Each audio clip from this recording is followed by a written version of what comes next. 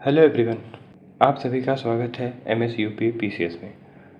दोस्तों, घटना चक्र की जो करंट की मैगज़ीन आई है वार्षिकी दृष्टि करके, हम उसको आज से स्टार्ट कर रहे हैं और उसका जो पॉइंटर वाला पहले रहता है वन लाइनर, हम उसको कवर करने वाले हैं। और ये क्लास आप लोगों के लिए बहुत यूज़फुल होने वाला है, खासकर वो लोग जो यूपी पीसीएस या लोअर पीसीएस की तैयारी कर रहे हैं और साथ साथ जो लोग स्वास्थ्य शिक्षा अधिकारी का एग्ज़ाम देने वाले हैं, उनके लिए ये क्लास बहुत ही यूज़फुल होने वाला है। सो आप लोग इस क्लास को पूरा देखिएगा। क्लास अच्छी लगे तो लाइक कीजिएगा, शेयर कीजिएगा। चैनल पे नए हैं तो चैनल को सब्सक्राइब करिएगा। आइए शुरू करते हैं। पहला टॉपिक है राष्ट्रीय। देखिए, प्रधानमंत्री नरेंद्र मोदी कहाँ पर 12वें अंतर्राष्ट्रीय योग दिवस समारोह में शामिल हुए? तो वो शामिल हुए थे कोलकाता, पश्चिम बंगाल में। ये इम्पॉर्टेंट हो जाएगा, योग दिवस से संबंधित क्वेश्चन। योग दिवस जो 21 जून को मनाया जाता है। अगला क्वेश्चन है, भारत विल्टनकॉन 2026 का आयोजन कहाँ किया गया? तो ये किया जा रहा है नई दिल्ली में। इसका मुख्य विषय क्या है? One nation one expo. अगला क्वेश्चन है, प्रधानमंत्री नरेंद्र मोदी की अध्यक्षता में केंद्रीय मंत्रिमंडल ने किस मेट्रो रेल परियोजना के चरण 2A को मंजूरी दी? तो ये दिया गया अहमदाबाद मेट्रो रेल प्रोजेक्ट को। अगला क्वेश्चन है, कर्नाटक के मुख्यमंत्री के रूप में किसने शपथ ली? तो इसका सही उत्तर हो जाएगा DK शिव कुमार।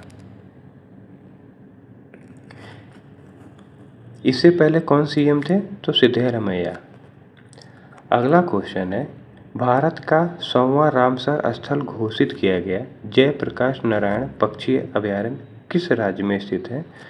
तो ये स्थित है बलिया में। ये बहुत इंपॉर्टेंट हो जाएगा लोअर पीसीएस के लिए, क्योंकि ये 100वां रामसर स्थल है और यूपी से संबंधित है। तो ये आप लोग ध्यान रखिएगा। जयप्रकाश नारायण पक्षी अभयारण्य को किस अन्य नाम से जाना जाता है?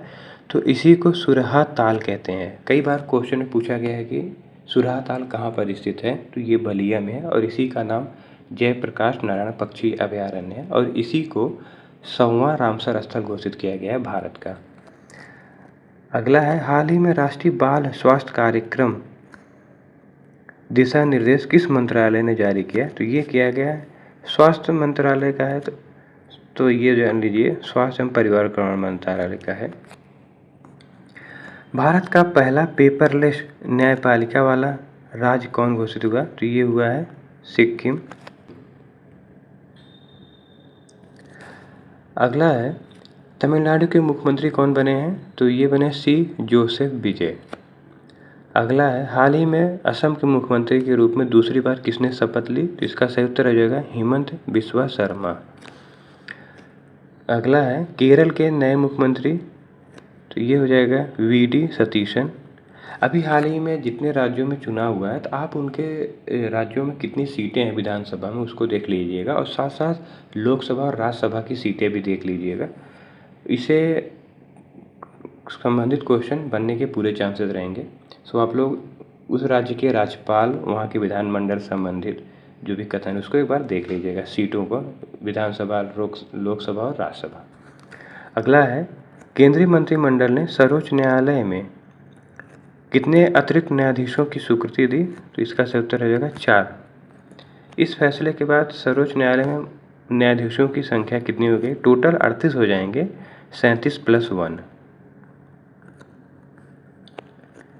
केंद्रीय मंत्रिमंडल ने हाल ही में कौन सा मिशन शुरू करने की मंजूरी दी? इसका सही उत्तर हो जाएगा कपास उत्पादकता मिशन। कपास उत्पादकता मिशन की शुरुआत किया जा रहा है और इसकी कुल लागत कितनी है? 5,659.22 करोड़ रुपए।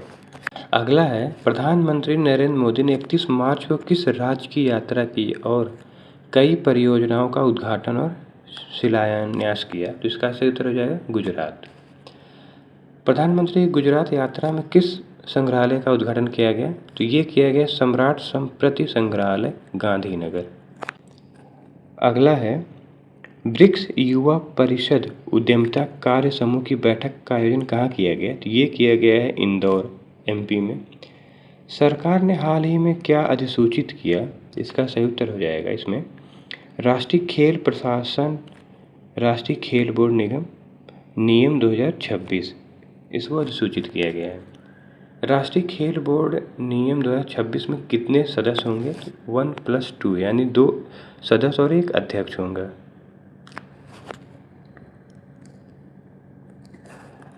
अगला है सार्थक पीडीएस योजना किसके लिए शुरू की गई?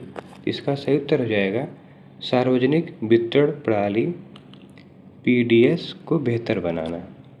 केंद्र सरकार अगले 5 वर्षों में सार्थक पीडीएस पर कितना खर्च करेगी? तो इसका सही उत्तर हो जाएगा 25,530 करोड़ रुपए। सार्थक पीडीएस योजना को किसने मंजूरी दी? तो ये दिया गया आर्थिक मामलों की कैबिनेट समिति ने। अगला है भारत की पहली स्वदेशी हाइड्रोजन ट्रेन किस खंड पर चलाने को मंजूरी दी गई है? तो इसका सही उत्तर हो जाएगा जींद और सोनीपत। ये इम्पोर्टेंट हो जाएगा क्योंकि भारत की पहली स्वदेशी और हाइड्रोजन ट्रेन है।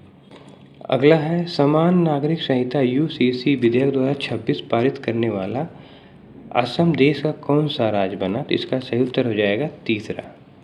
अगला है आयुष्मान भारत डिजिटल मिशन ने कुल कितने करोड़ आभा खातों का रिकॉर्ड बनाया है? तो आयुष्मान भारत डिजिटल मिशन में जो खाते हैं आभा खाते हैं वो है 90 करोड़।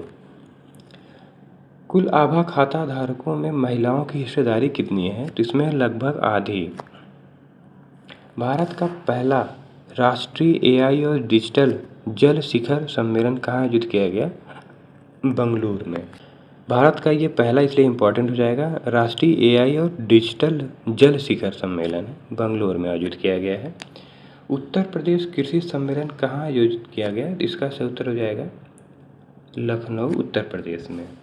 उत्तर प्रदेश कृषि सम्मेलन का आयोजन लखनऊ में किया गया। सम्मेलन का आयोजन किस मंत्रालय द्वारा किया गया? ये भी इम्पोर्टेंट हो जाएगा। ये किया गया केंद्रीय कृषि एवं किसान कल्याण मंत्रालय द्वारा। अगला है जनगणना 2027 के लिए राष्ट्रीय टोल फ्री हेल्पलाइन नंबर क्या है? तो ये नंबर है 1855 1855। अगला है भारत की पहली अल्कलाइन बैटरी निर्माण यूनिट कहाँ शुरू की गई? तो ये जम्मू में शुरू किया जा रहा है। ये भी इम्पोर्टेंट हो जाएगा। ये भारत की पहली है अल्कलाइन बैटरी निर्माण जो है ये जम्मू में किया जा रहा है। और ये भी इम्पोर्टेंट हो जाएगा इससे पहले जो जनगणना के लिए टोल फ्री नंबर जारी किया गया है 1855 ये भी इम्पोर्टेंट हो जाएगा। अगला है भारत के किस उपराष्ट्रपति ने श्रीलंका की द्विपक्षीय आधिकारिक यात्रा की? हाल ही में उपराष्ट्रपति जो हैं वो श्रीलंका गए थे। तो उपराष्ट्रपति कौन है? सीपी राधाकृष्णन। अगला है फेमिना मिस इंडिया 2026 का आयोजन कहाँ किया गया? तो ये किया जा रहा है भुवनेश्वर में Kalinga institute of industrial technology. Miss India 2026 का खिताब किसने जीता? तो ये जीते हैं साध्वी सतीश सैल। साध्वी सतीश सैल हैं, इन्होंने मिस इंडिया 2026 का खिताब जीता है। दिल्ली लखपति बिटिया योजना का शुभारंभ किसने किया? तो राष्ट्रपति द्रौपदी मुर्मू जी ने दिल्ली लखपति बिटिया योजना का शुभारंभ किया। नीतीश कुमार ने किस पद से इस्तीफा दिया? ये तो आप लोग जान ही रहे होंगे, उन्होंने बिहार के मुख्यमंत्री पद से इस्तीफा दे दिया है। और उत्तर भारत का पहला ग्लास ब्रिज किस जिले में बनाया जाएगा? तो ये बनाया जा रहा है रोपड़ पंजाब में। उत्तर भारत का पहला ग्लास ब्रिज किस नदी के ऊपर बनेगा? ये भी इम्पोर्टेंट हो जाएगा। तो ये बन रहा है सतलुज नदी। अगला क्वेश्चन है क्षेत्रीय कनेक्टिविटी योजना संशोधित उड़ान योजना को किसने मंजूरी दी? तो कैबिनेट मंत्रिमंडल ने इसको मंजूरी दे दी है। इस योजना के तहत कितने हवाई अड्डे विकसित करने का प्रस्ताव है? तो इसके लिए 100 हवाई अड्डे का विकसित किया जाएगा। और संशोधित उड़ान योजना पर कितने रुपए का कुल परिव्यय मंजूर किया गया है? तो वो किया गया 28,840 करोड़ 28,840 करोड़ रुपए मंजूर किया गया है। प्रधानमंत्री नरेंद्र मोदी ने भारत में सबसे लंबे समय तक सरकार के प्रमुख रहने का रिकॉर्ड किसे पीछे छोड़कर बनाया? तो इसका सही उत्तर हो जाएगा पवन कुमार चामलिंग। पवन कुमार चामलिंग जो है सिक्किम के मुख्यमंत्री के रूप में 8,930 दिन तक थे। केंद्रीय मंत्रिमंडल ने किस विकास योजना को मंजूरी दी? तो लघु जल विद्युत विकास योजना को मंजूरी दी गई है। लघु जल विद्युत योजना, इसके लिए कुल लागत व्यय जो है वो है 2,585 करोड़ रुपए।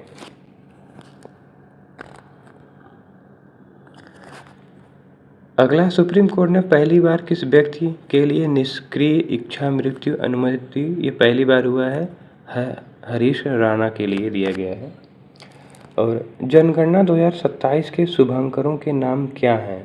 जनगणना 2027 जो उसके शुभांकरों के नाम है प्रगति महिला और विकास पुरुष। ये इम्पोर्टेंट है, आप इसको याद रखिएगा। सहकारिता क्षेत्र की पहली टैक्सी सर्विस भारत टैक्सी का शुभारंभ कहाँ हुआ? ये किया गया नई दिल्ली विज्ञान भवन में। भारत टैक्सी का शुभारंभ किसने किया? तो गृह और सहकारिता मंत्री अमित शाह जी ने। प्लास्ट इंडिया 2026 का उद्घाटन कहाँ किया गया? ये भारत मंडपम नई दिल्ली में। इसकी थीम क्या है? भारत नेक्स्ट इसकी थीम है। महाराष्ट्र की उप मुख्यमंत्री हाल ही में कौन बनी है? सुनेत्रा पवार जी जो हैं वो उप मुख्यमंत्री महाराष्ट्र की बनी है। अगला है बायो फार्मा शक्ति योजना का कुल बजट कितना है? तो 10,000 करोड़ रुपए इस योजना का बजट है, बायो फार्मा शक्ति योजना। यह योजना कितने वर्षों के लिए है? तो ये 5 वर्षों के लिए। बायो फार्मा शक्ति योजना 5 वर्षों के लिए 10,000 करोड़ रुपए।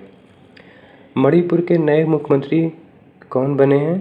तो युमनाम खेमचंद सिंह जी जो हैं ये मणिपुर के मुख्यमंत्री बने हैं। युमनाम खेमचंद। मणिपुर में कितने उप मुख्यमंत्री शपथ लिए हैं? 2। कौन कौन? नेमचा किपगेन और लोसी दिखो।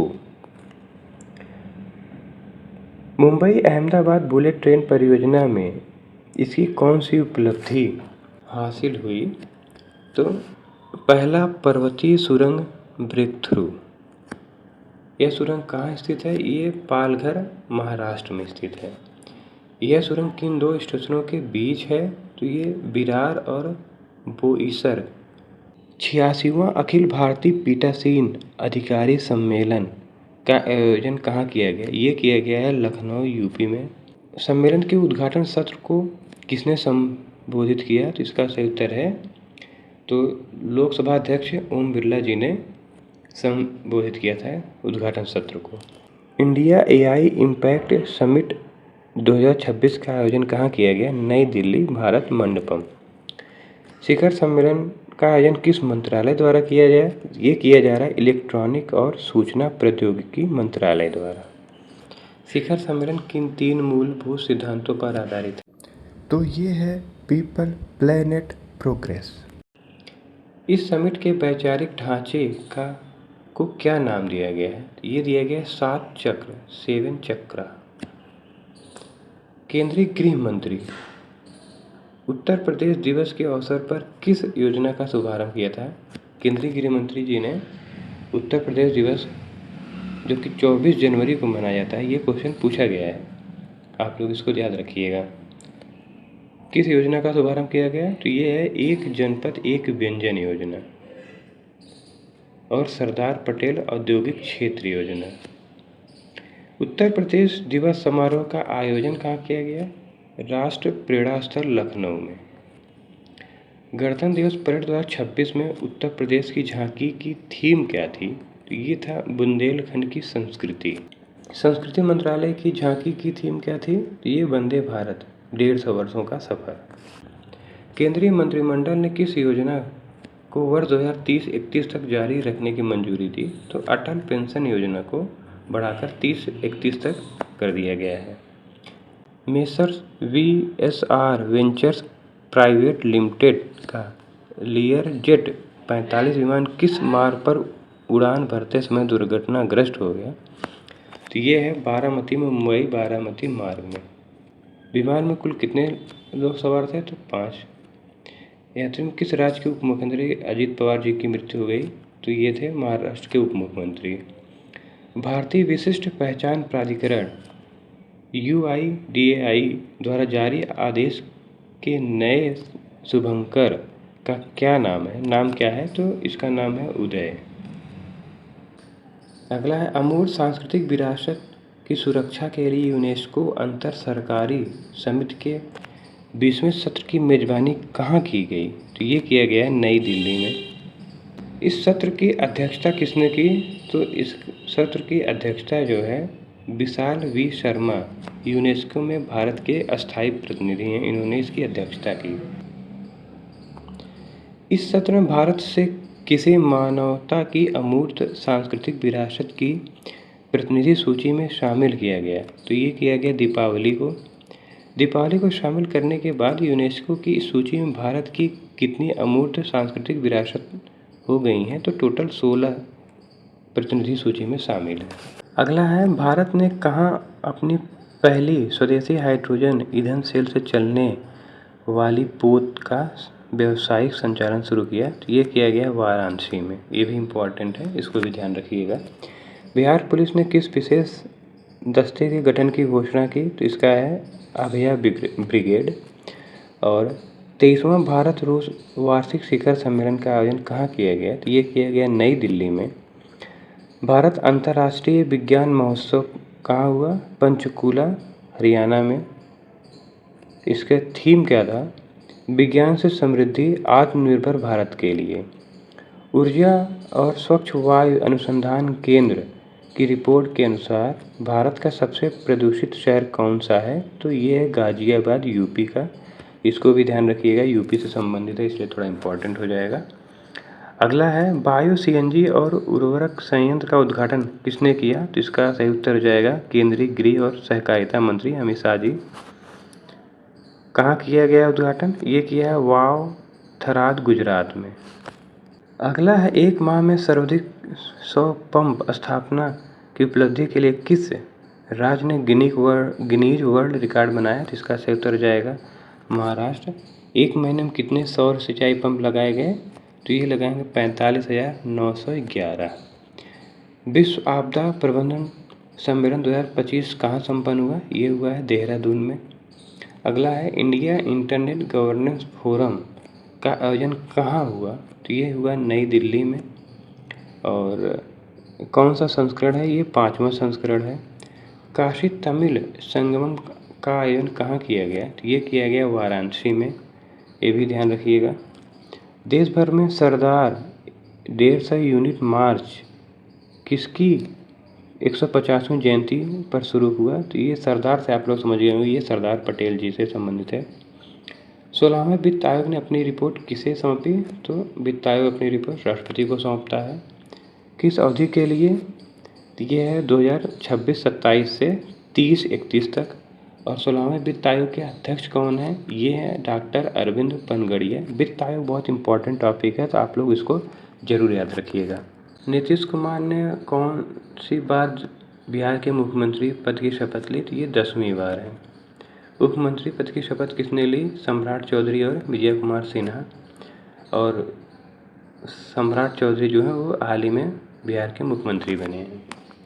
भारत ने किस बीमारी के लिए पहली स्वदेशी क्रिस्पर जीन थेरेपी शुरू की? ये किया गया सिल्क रोग के लिए। ये भी इम्पोर्टेंट है, इसे भी ध्यान रखिएगा। अंतर्राष्ट्रीय आर्य महासम्मेलन 2025 का आयोजन नई दिल्ली में किया गया। यह सम्मेलन किस उपलक्ष्य में आयोजित किया गया है?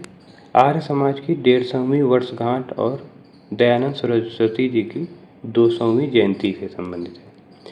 अंतर्राष्ट्रीय सौर गठबंधन सभा का 8वां सत्र कहाँ आयोजित किया गया? ये किया गया भारत मंडपम, नई दिल्ली में। ये भी इम्पोर्टेंट हो जाएगा। और इसकी थीम जो है एक सूर्य, एक विश्व और एक ग्रिड है। ये भी इम्पोर्टेंट हो जाएगा। ये दोनों टॉपिक ध्यान रखिएगा। दिल्ली में आयोजित किया गया और इसका थीम एक सूर्य, एक विश्व और एक ग्रिड।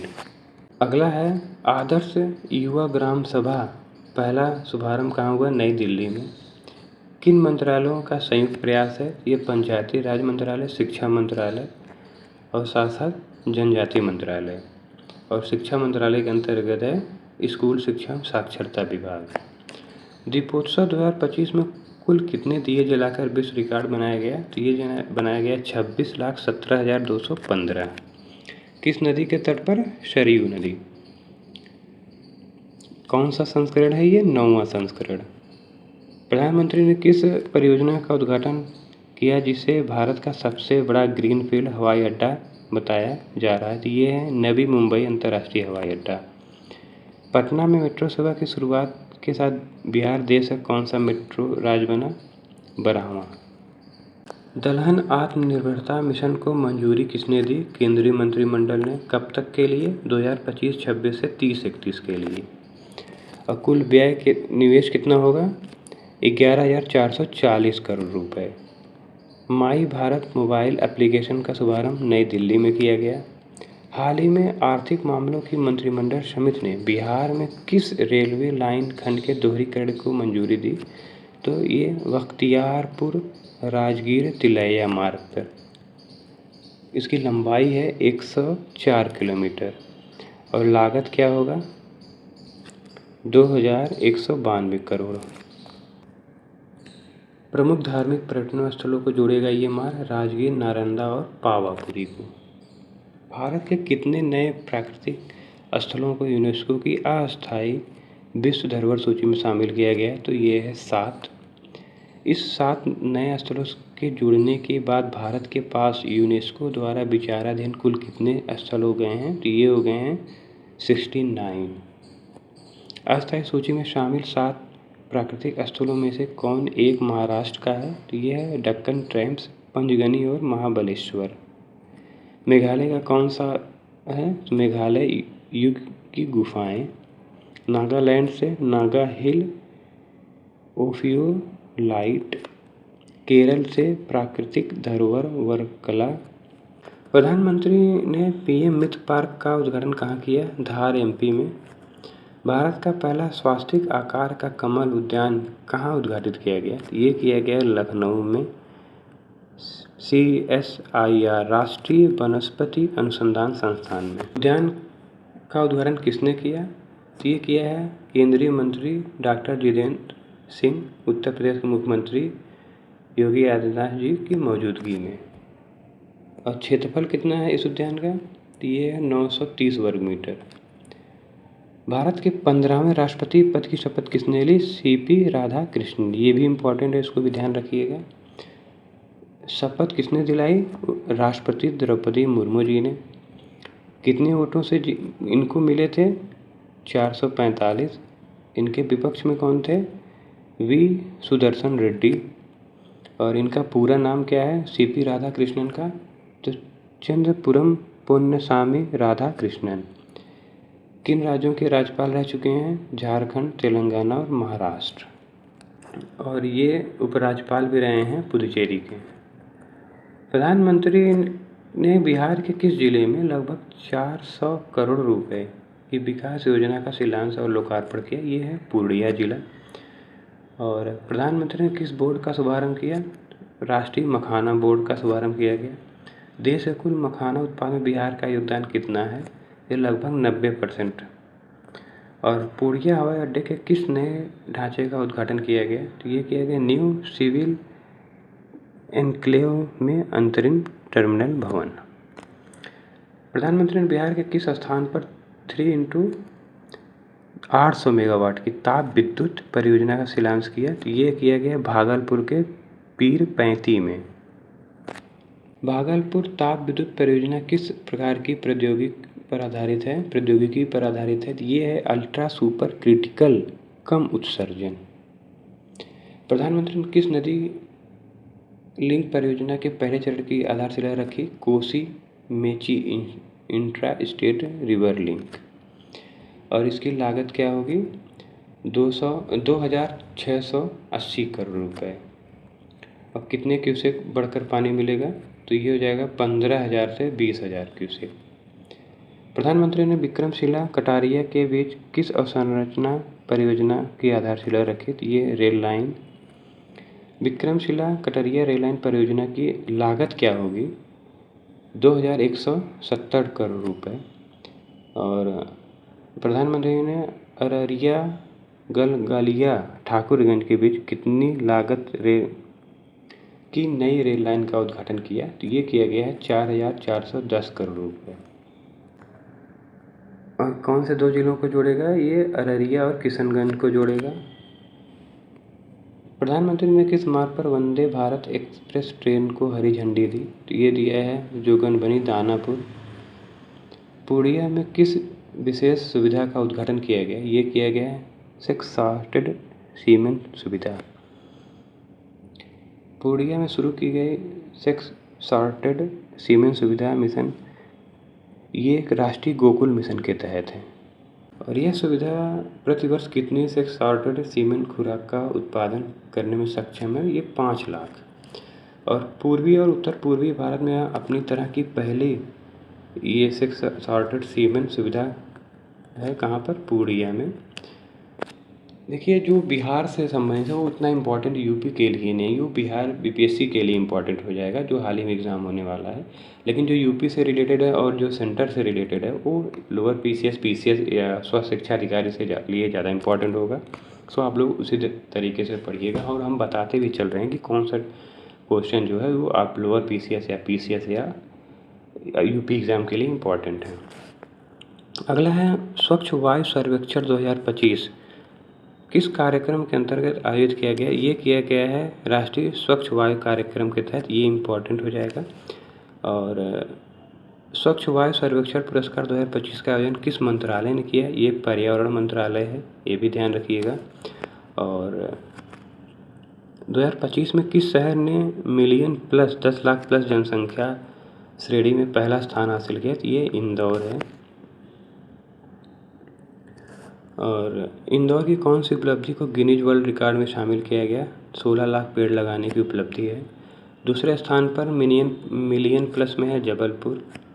और तीसरे स्थान पर है आगरा और सूरत। ये इम्पोर्टेंट है, इसको आप लोग याद रखिएगा। 3 से 10 लाख जनसंख्या में प्रथम स्थान है अमरावती, सेकंड पर है झांसी और मुरादाबाद, तीसरे पर है अलवर।